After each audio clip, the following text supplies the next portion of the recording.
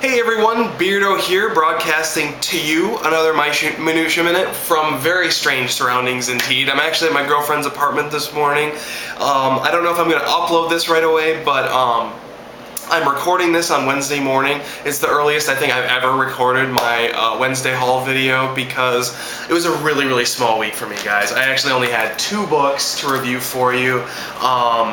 They were good books though, so it'll be well worth the video. Before I get started, I do want to say 2 things. First of all, stick around after my reviews. I have a short announcement that you will want to wait for. Also, since it was just a 2-book week, I did pick up 2 more books just to pad my reading a little bit for this week. I didn't actually read them yet. I'm not going to include them in these reviews because they've been out for a while, but I am going to show them to you because I'm going to end the controversy right now. Okay, so without further ado, I am now the proud owner of Justice League Dark number 10 and Justice League Dark number 11. I picked up number 9 when it came out. These are the only 2 I'm missing right now, so I'm excited to sit down, read all 3 in a row, and just enjoy the hell out of them, because you guys have been raving about them. You've been chastising me endlessly for not being on them. Well, I'll tell you what. I'm not going to say that I'm going to pick it up every month, but as I did say in my culling video, just because I'm not getting them on a week-to-week basis doesn't mean I'm never going to get them. So anyway, I have them now. I'm excited to read it, so zip it. Alright, anyway, continuing on with my reviews, let's get started with the runner-up to pick of the week. It is none other than Scott Snyder's Batman number 12. Now, ignore the cover. This book is not about Batman, really.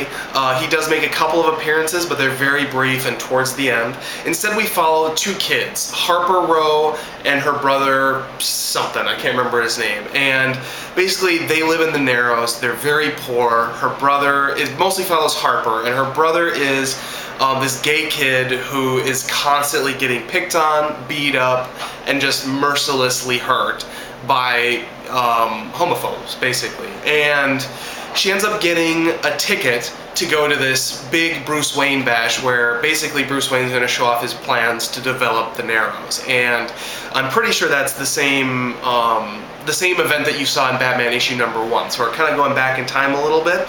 The majority of this book actually takes place during the events of like Batman number 3. And so she goes to this thing, and she doesn't want to go. She's sort of a class warrior. She's not interested in this at all. But her brother convinces her to go because he wants her to get him Tim Drake's number, basically, in so many words. And so she goes, she comes back, and she finds her brother's been beat up again, and he's bloody and beaten and in just horrible shape. And she keeps telling him, like, you gotta stand up to these guys. And they sort of continue on throughout their life. And then they're walking down a back alley one day, and sure enough, they're confronted by these homophobes again, this time together. And she stands up for them, and they are basically in a life or death situation, like they're going to be killed. And then Batman comes in, sweeps in, saves them, and so begins Harper's obsession with the Dark Knight. And she's sort of really, she's really smart. She's got a lot of tech savviness, and she finds out that Batman has all of these secret power grids throughout the city, and it's how he's able to control, like, hidden cameras and basically prop up the city's power supply because Gotham doesn't have sufficient power on its own. Batman actually supplies the city with power, which is kind of a little ridiculous, but at the same time, it fit. I didn't really have a problem with it. And in the end, spoilers, she ends up meeting with the Batman again at the end and basically decides that she's going to kind of be his tech person, even though he sort of tells her, no, go away.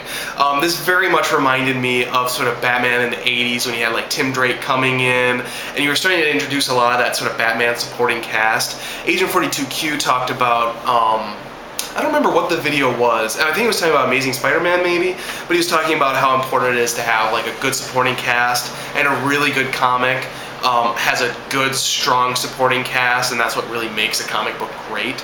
It kind of gives it a little bit of a soap opera quality, and Batman does have one of the biggest supporting casts out there. It's all up to whether or not the writer's going to use it. I really like that Scott Snyder's using that supporting cast and adding to it.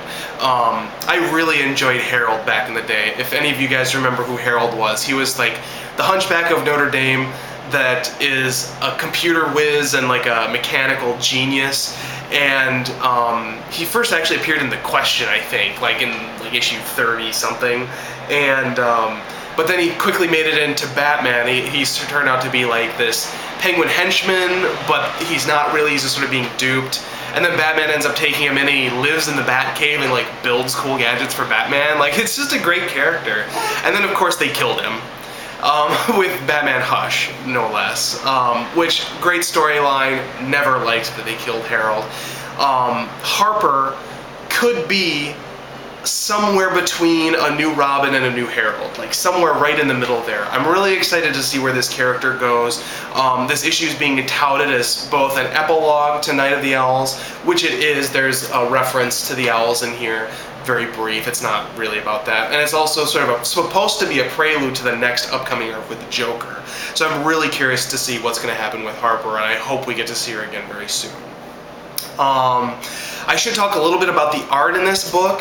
So the art in this is by Becky Cloonan, who was a very good choice for this, especially, you know, when you think about, like, she worked on like American Virgin, and you've got so this gay character. You know, it fits the book very, very nicely.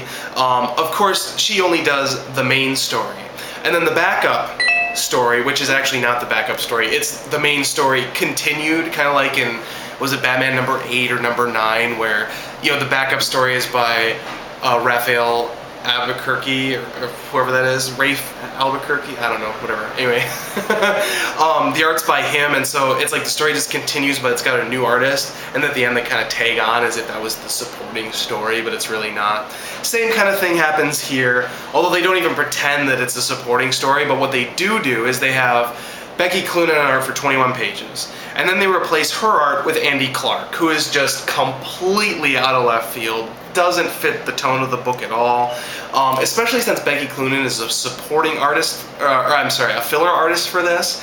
I don't understand why she couldn't have just done the full 28 pages. I don't know what she's working on month to month right now. It's possible she obviously probably has other commitments, but still, it's like, if you're going to have that filler artist, especially when you're going to pick someone like her, you know, spend the extra however much it costs and have them do the whole book. I think it would have really helped the book a lot.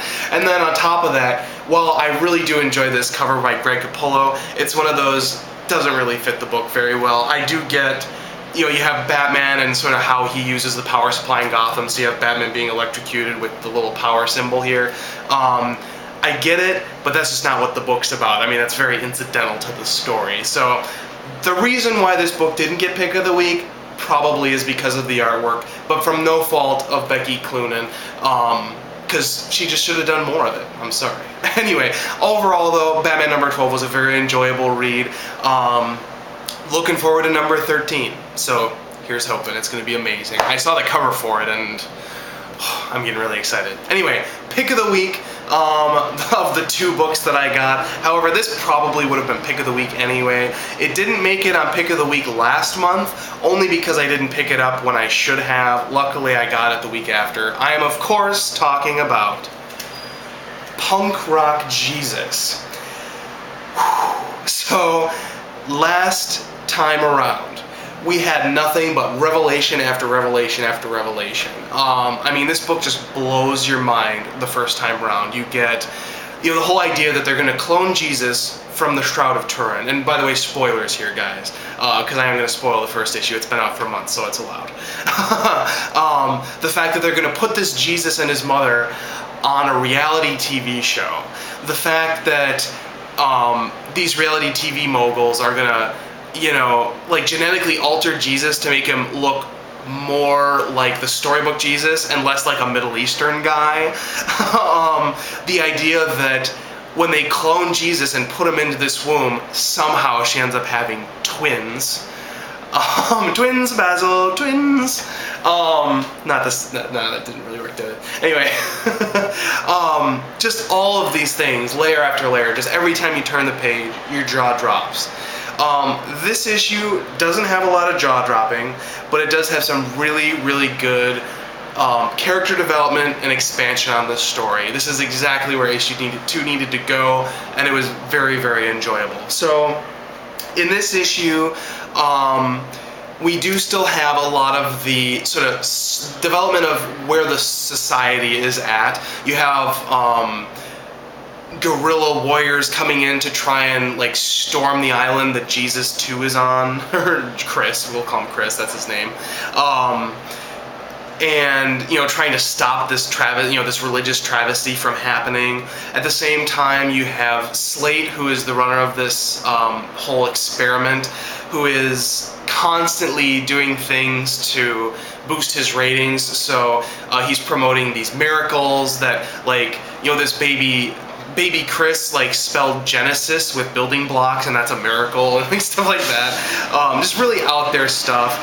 You start off this book with a really great sort of action sequence following Thomas and him sort of suppressing this riot, which is pretty fun, pretty badass.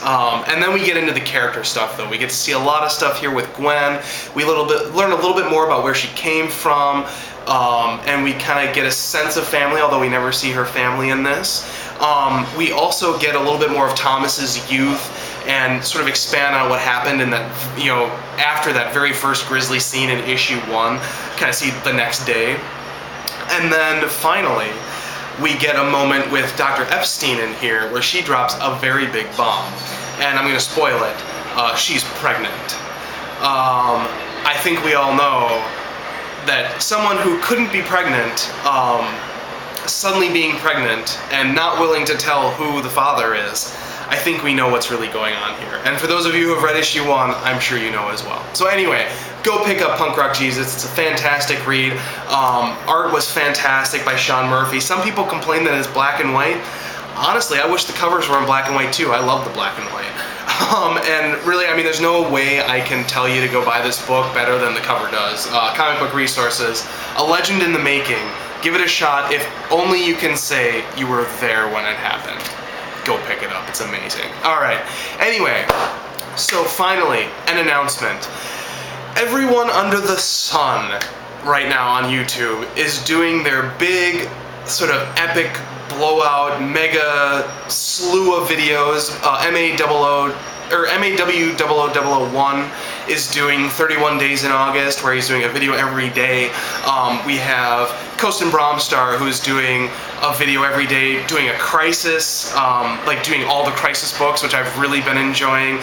Ghost Critic's doing a whole slew of videos right now, sort of like Viewer's Choice videos. And back in the day, we had Oddfellows Thoughts, who really kicked off this whole trend with his sort of 30 questions or whatever it was, and he did a different question every day. Well, mine is coming, people. This is something I've been planning on for a while. I've mentioned it before. I'm not going to do it this month because everyone's got stuff going on next month. However, September is the month. Mark it on your calendars. I am going to do a video every single day for a month. And it's not going to be just a random video. It's not going to be questions. It's not going to be anything with variety. It's going to be a highly focused set of 30 videos. And at the end of it, you're going to be able to sit down and watch it all in a row. And you're going to want to, because it's going to be very exciting. What this is the complete modern age history of Batman.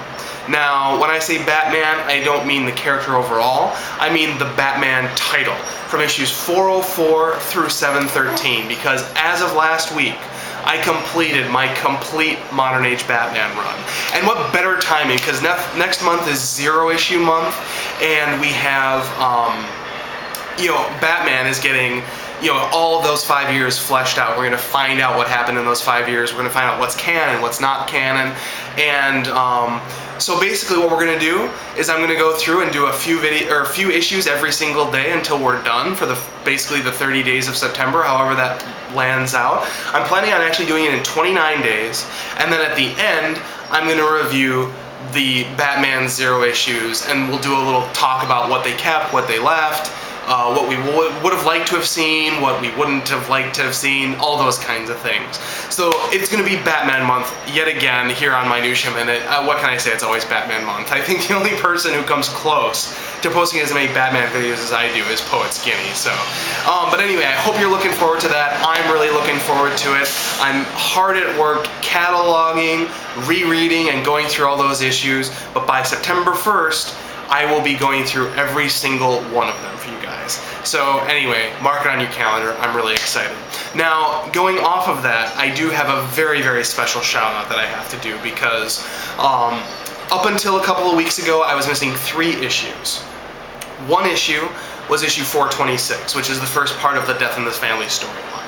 And I was kind of waiting, kind of like, well, what's the best deal I can get on this, you know, and kind of, I'd shop around every couple of days, see what came up, see what it was going for. And meanwhile, I had these other 2 issues that were outstanding. It was issues 553 and 555. And I received a package in the mail from none other than the great Archangel 0891. And I wrote down the numbers to make sure. 0891, right? Archangel 0891 hasn't done a video in quite a while, but he used to do videos. He's still very active though on YouTube, and he basically said, look, I've got a couple extra copies of issues that I know that you need, and I want to send them to you because I want you to have a complete collection. And I was very touched by that. Like, it's really, I mean, we have just such a great community, and everybody kind of looks out for each other. And the fact that, you know, you guys like me enough to send me stuff. You know, Agent 42Q sent me stuff, Archangel here sent me stuff, Ghost Critic sent me stuff, although that was in a raffle winning, but still. I'm very grateful, Archangel and everyone else who sent me stuff, so thank you so much. I got those last 2 issues in the mail like last week, and I instantly just ordered 426 for the cheapest price I could get at. It's like, okay, I'm just gonna get this and be done. So anyway, that book came just a couple of days ago, and I've got the full set now. So we can do our complete modern age history of Batman. Finally, coming September 1st, stay tuned. Anyway, this is Beardo signing off. It was a kind of short Minutia Minute, theoretically. I'm not quite sure how long this ran for. Shouldn't have run for too long. I only had 2 issues to review. But anyway, I'm gonna take off, so see you later. Stay in the shadows, as one of our other users says.